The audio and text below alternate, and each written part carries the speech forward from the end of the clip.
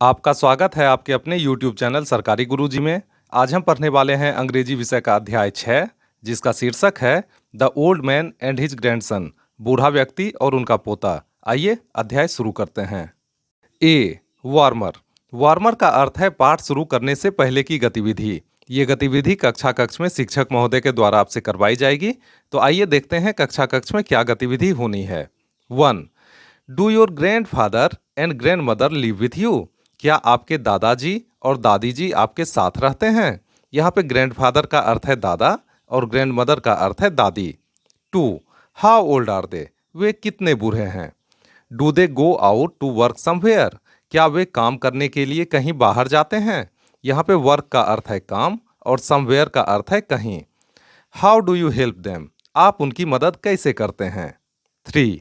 Make a list of things that you like to do with them. उन चीज़ों की सूची बनाइए जो आप उनके साथ करना पसंद करते हैं। तो ये गतिविधि आपको कक्षा कक्ष में अपने सहपाठियों के साथ करनी है। आइए आगे बढ़ते हैं। There was an old man. एक बूढ़े व्यक्ति थे। यहाँ पे ओल्ड का अर्थ है बूढ़ा। His eyes had become dim, he could not here properly and his knees trembled.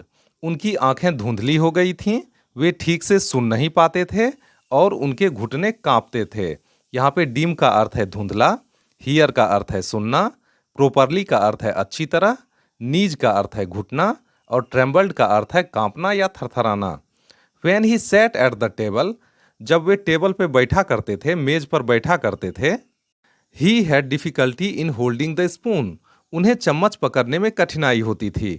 यहाँ पे डिफिकल्टी का अर्थ है कठिनाई, होल्डिंग का अर्थ है पकड़ना और स्पून का अर्थ है चम्मच। He spilled the soup on the tablecloth और let it run out of his mouth. कई बार उनके द्वारा जूस जो है वह मेज पर रखे कपड़े पर छलक जाया करता था या कभी कभी रस उनके मुंह से बाहर आ जाया करता था। यहाँ पे स्पिल्ड का अर्थ है छलकना, सूप का अर्थ है जूस, टेबल का अर्थ है मेज, क्लोथ का अर्थ है कपड़ा, माउथ का अर्थ है मुंह। His son and daughter in law were disgusted at this. उनका बेटा और उनकी बहू उनकी इस बात से ऊब गए थे। यहाँ पे सन का अर्थ है बेटा, डॉटर इन लॉ का अर्थ है बहू या पुत्रवधू, डिस्कस्टेड का अर्थ है ऊब जाना या निराश होना। They made the old man sit in the corner behind the stove in the kitchen. वे बूढ़े व्यक्ति को रसोई घर में चूल्हे के पीछे कोने में बिठा दिया करते थे। यहाँ पे कॉर्नर का अर्थ है कोना, बिहाइंड का अर्थ है पीछे, स्टोव का अर्थ है चूल्हा और किचन का अर्थ है रसोई घर। They gave him his food in an earthenware bowl and not even enough of it. वे उन्हें मिट्टी के बने हुए बर्तन में, मिट्टी के बने हुए कटोरे में भोजन दिया करते थे, जो कि पर्याप्त भी नहीं होता था। यहाँ पे अर्थनवेयर का अर्थ है मिट्टी के बने हुए बर्तन और बाउल का अर्थ है कटोरा, एनफ का अर्थ है पर्याप्त। The old man use to look at the table with his eyes full of tears. बूढ़ा व्यक्ति अपनी भींगी हुई आंखों से मेज की ओर देखा करते थे। यहाँ पे आइज का अर्थ है आंख, टीयर्स का अर्थ है आंसू।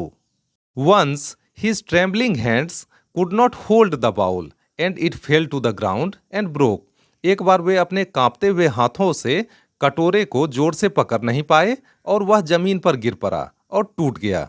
यहाँ पे हैंड्स का अर्थ है हाथ, होल्ड का अर्थ है पकड़ना, फेल का अर्थ है गिरना, ग्राउंड का अर्थ है जमीन और ब्रोक का अर्थ है टूटना। His son and daughter-in-law scolded him, but he said nothing and only sighed. उनके बेटे और उनकी बहू ने उन्हें डांटा, लेकिन उन्होंने कुछ नहीं कहा। उन्होंने सिर्फ हल्की सी आह भरी। यहाँ पे scolded का अर्थ है डांटना या फटकारना, nothing का अर्थ है कुछ नहीं, only का है केवल और sighed का अर्थ है कराहना या आह भरना। Then they bought him a cheap wooden bowl, out of which he had to eat. उसके बाद उन्होंने एक सस्ता लकड़ी का कटोरा खरीद लाया जिसमें उन्हें अब खाना था। तो यहाँ पे बाउट का अर्थ है खरीदना, चीप का अर्थ है सस्ता, वुडन बाउल का अर्थ है लकड़ी का कटोरा और ईट का अर्थ है खाना। One day the young man and his wife were sitting in their drawing room. एक दिन युवा आदमी और उसकी पत्नी अपने दीवान खाने में बैठे हुए थे। यहाँ पे यंग का अर्थ है युवा या जवान, वाइफ का अर्थ है पत्नी और ड्राइंग रूम का अर्थ है बैठक या दीवान खाना। Suddenly their little son who was 4 years old began to gather some pieces of wood. एक दिन अचानक उनका छोटा बेटा जो कि 4 वर्ष का था, उसने लकड़ी के कुछ टुकड़ों को इकट्ठा करना शुरू कर दिया। यहाँ पे सडनली का अर्थ है अचानक, लिटिल सन का अर्थ है छोटा बेटा, बिगेन का अर्थ है शुरू करना, गैदर का अर्थ है इकट्ठा, पीसेस का अर्थ है टुकड़े और वुड का अर्थ है लकड़ी। Then he started arranging them on the floor. उसके बाद उसने उन टुकड़ों को जमीन पर क्रम से रखना शुरू कर दिया। यहाँ पे स्टार्टेड का अर्थ है शुरू करना, अरेंजिंग का अर्थ है क्रम से रखना और फ्लोर का अर्थ है जमीन। What are you doing there? तुम वहां क्या कर रहे हो? Asked the father. पिता ने पूछा। I am making a little bowl. मैं एक छोटा कटोरा बना रहा हूँ। Answered the child. बच्चे ने उत्तर दिया। For father and mother to eat from when I am big. अपने माता और पिता के भोजन के लिए जब मैं बड़ा हो जाऊंगा। यहाँ पे फादर का अर्थ है पिता, मदर का अर्थ है माता। The man and his wife looked at each other for a while and began to cry. आदमी और उसकी पत्नी एक दूसरे को कुछ समय तक देखते रहे और फिर उन्होंने रोना शुरू कर दिया। यहाँ पे मैन का अर्थ है आदमी, वाइफ का अर्थ है पत्नी, ईच अदर का अर्थ है एक दूसरे को, व्हाइल का अर्थ है कुछ समय तक, बिगेन का अर्थ है शुरू करना और क्राई का अर्थ है रोना। They realised how they have been ill treating their father and setting a wrong example before their son. उन्हें महसूस हुआ, उन्होंने एहसास किया कि किस तरह वे अपने पिता के साथ दुर्व्यवहार कर रहे हैं और अपने बेटे के समक्ष गलत उदाहरण प्रस्तुत कर रहे हैं। यहाँ पे रियलाइज्ड का अर्थ है एहसास होना या महसूस करना, इल ट्रीटिंग का अर्थ है दुर्व्यवहार, सेटिंग का अर्थ है स्थापना या प्रस्तुत, रॉन्ग का अर्थ है गलत, एग्जाम्पल का अर्थ है उदाहरण, बिफोर का अर्थ है समक्ष। Realising this they took the grandfather to the table. इस बात को समझकर वे दादाजी को खाने की मेज तक ले गए। यहाँ पे रियलाइजिंग का अर्थ है समझकर, टूक का अर्थ है ले जाना, ग्रैंडफादर का अर्थ है दादाजी। From that day they always let him it with them. उस दिन से वे उन्हें अपने साथ भोजन करने दिया करते थे। And said nothing even if he spilled food on himself और ऑन द टेबल। और वे कुछ नहीं बोलते थे अगर उनके द्वारा भोजन को अपने आप पर या मेज पर गिरा दिया जाता था फिर भी।